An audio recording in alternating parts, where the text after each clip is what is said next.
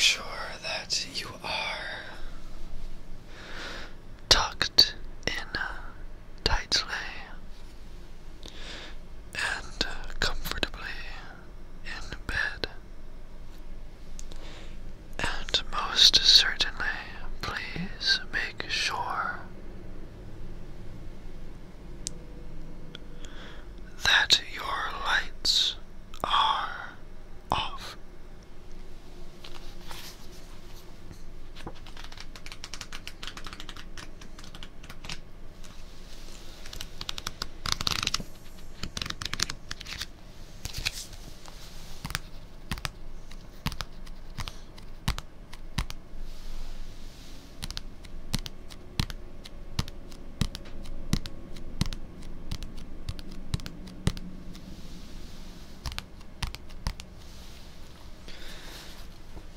This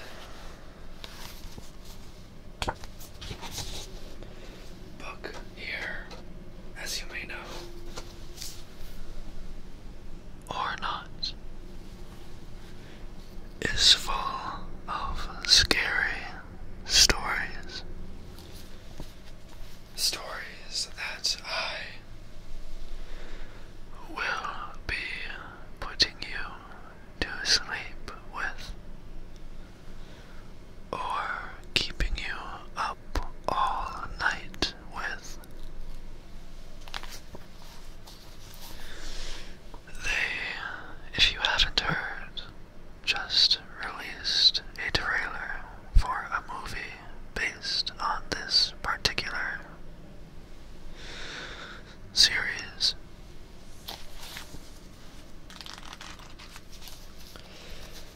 Let us get started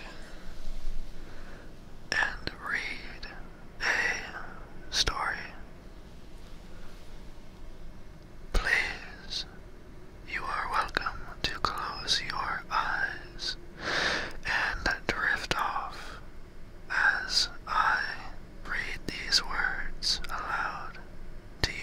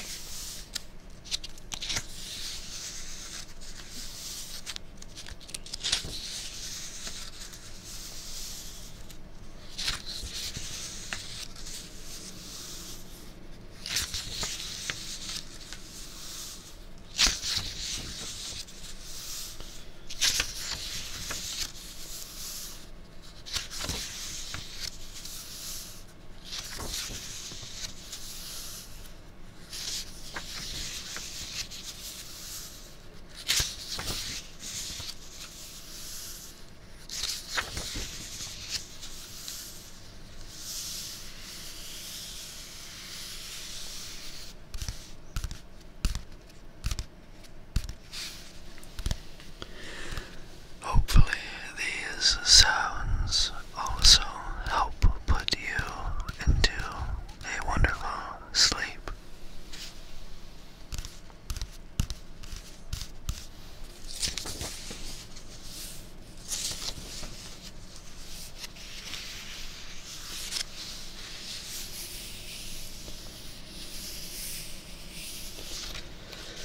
Let us start with a story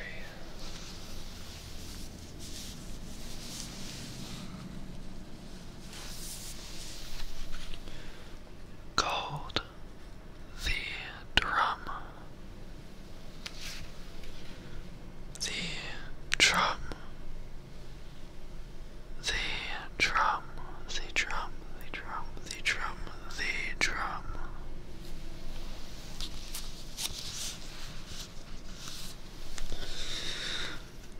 Once there were two sisters. Dolores was 7, and Sandra was 5. They lived in a small house by the country with their mother and baby brother, Arthur. Their father was a seaman and was away on a long voyage.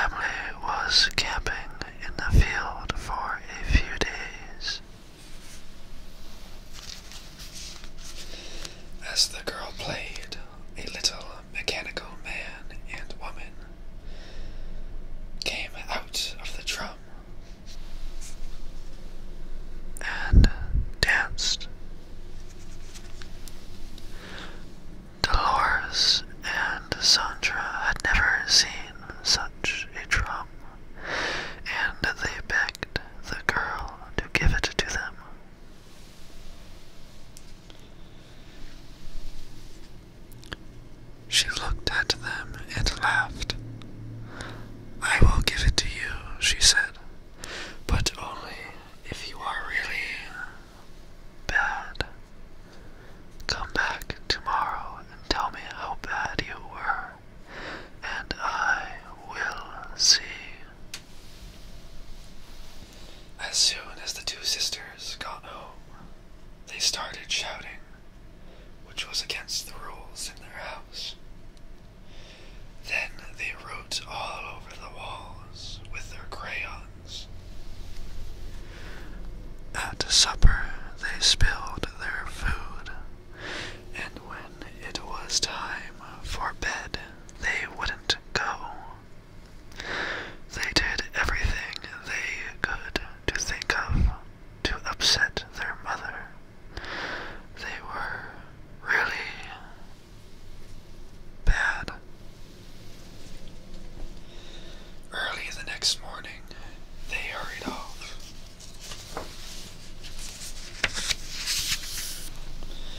To find the gypsy girl.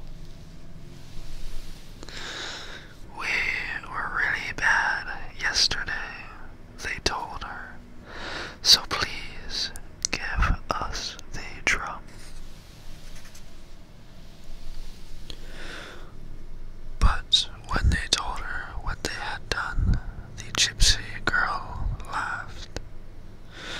"Oh, you must be much worse than that if I am to give you the drum," she said. As soon as Dolores and Sandra got home, they pulled up all of the flowers in the garden. They let the pig out and chased it away. They tore their clothes. They sloshed in the mud. They were a lot worse than the day before. "If you do not stop," the mother said, "I will go away and take Arthur with me. And you will get a new mother with glass eyes and a wooden tail." That scared Dolores and Sandra. They loved their mother and they loved Arthur. They could not imagine being without them, and they began to cry. "I don't want to leave you," their mother said, "but unless you change your behavior, I will have to leave you." "We'll be good," the girls promised, yet they did not really believe that their mother would go away. "She is just trying to scare us," Dolores said later. "We'll get the drum tomorrow," said Sandra. "Then we'll be good again." Early the next morning, they rushed off to find the gypsy girl. When they found her, she was playing the drum again, and the little man and little woman were dancing. They told the gypsy girl how bad they had been the day before. "That must be bad enough to get the drum," they said. "Oh no. Oh no," said the gypsy girl. "You must be much worse than that." "But we promised our mother to be good from now on," said the girls. "If you really want this drum," said the gypsy girl, "you must be a lot worse."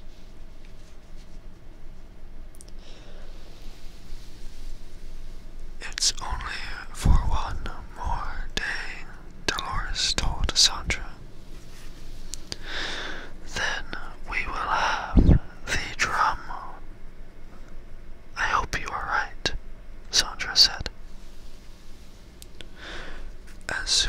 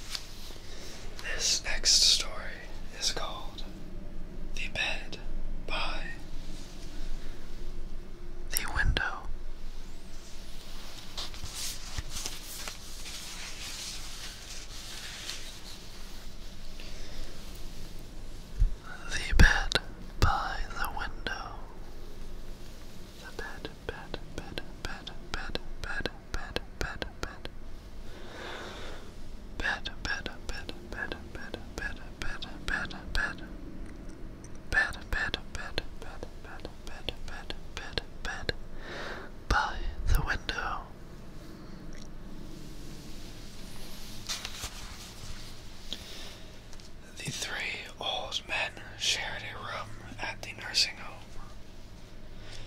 Their room had only one window,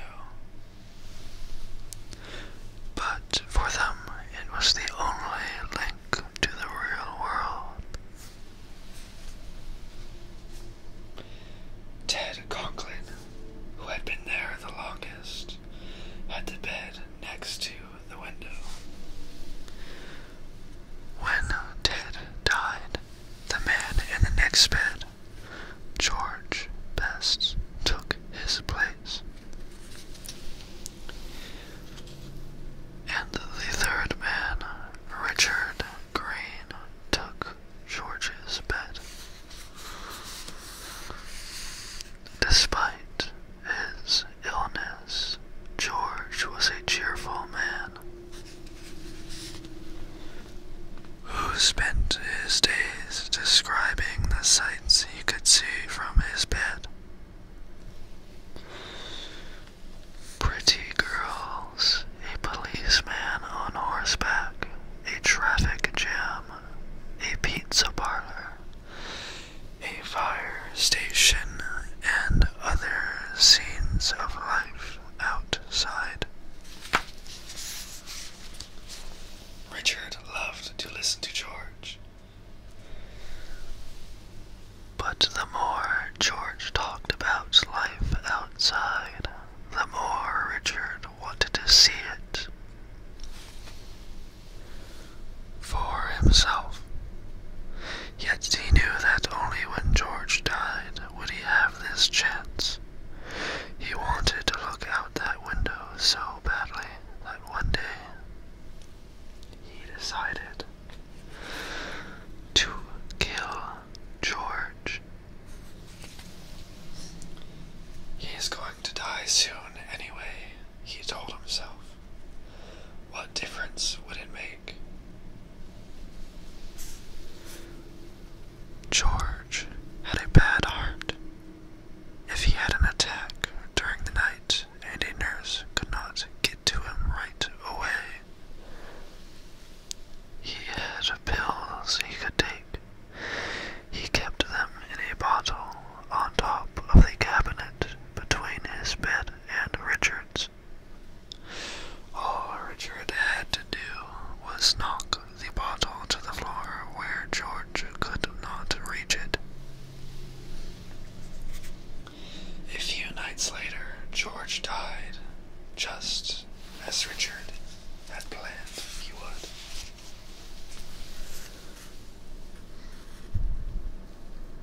And the next morning, Richard was moved to the bed by the window. Now he would see for himself all the things outside that George had described.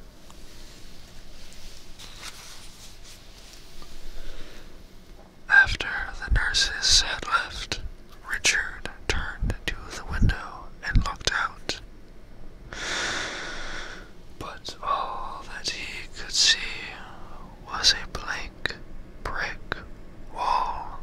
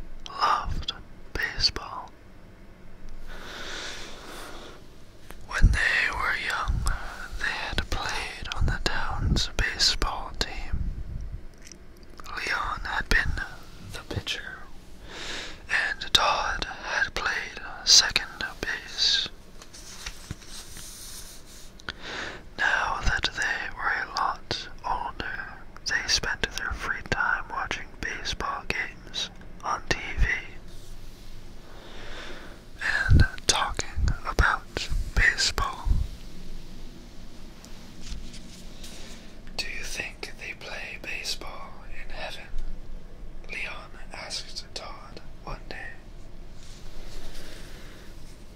That's a good question, said Todd. The one who gets there first should let the other one know somehow.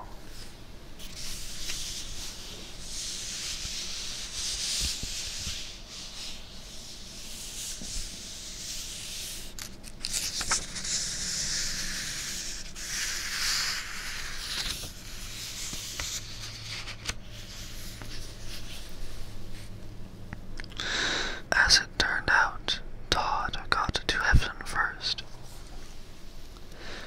and Leon waited patiently to hear from him. One day, Leon found Todd sitting in the living room waiting for him. Leon was very excited to see him. "What is it like up there?" he asked. "And what about baseball?" "When it comes to baseball," said Todd, "I have some good news. And I have some bad news."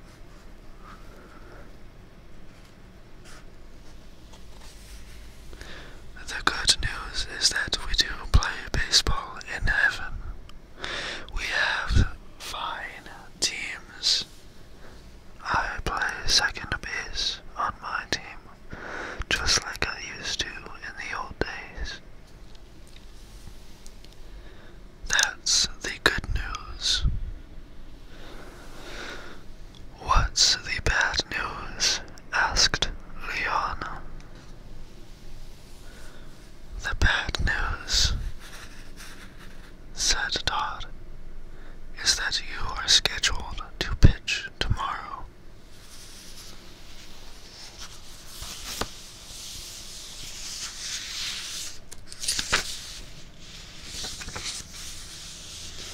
I believe we have time for one more story. Firstly, however, this is the picture from that story.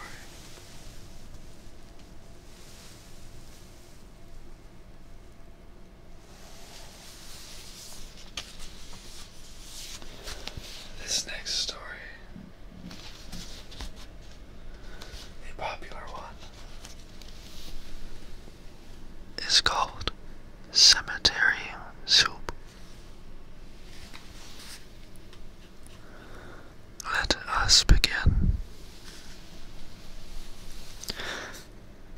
Cemetery soup, cemetery soup, cemetery soup, cemetery soup, cemetery soup, cemetery soup, cemetery soup. On her way home from the market, the woman took a shortcut through the cemetery.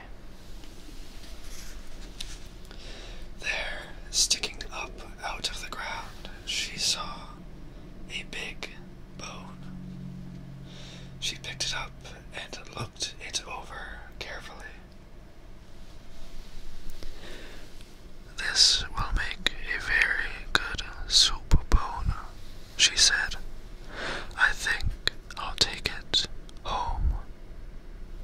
It's the perfect weather for hot soup." When she got home, the first thing she did was start the soup.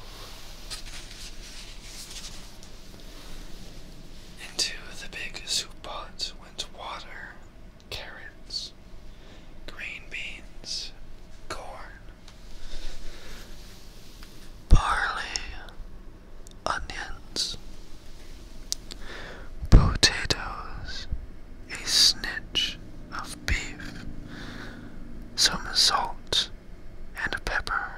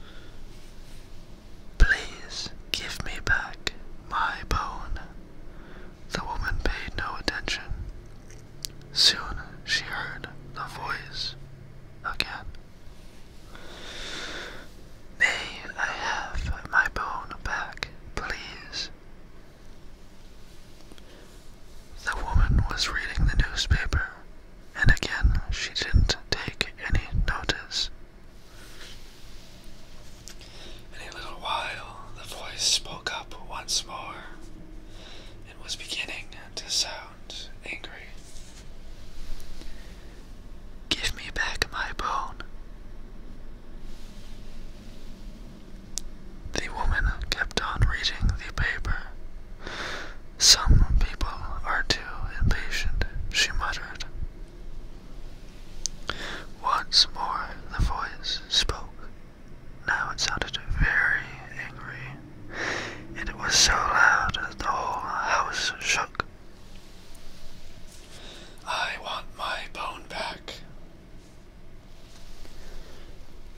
The woman reached into the pot, grabbed the bone, and threw it out the window in a voice just as loud. She shouted, "Take it." There was an eerie silence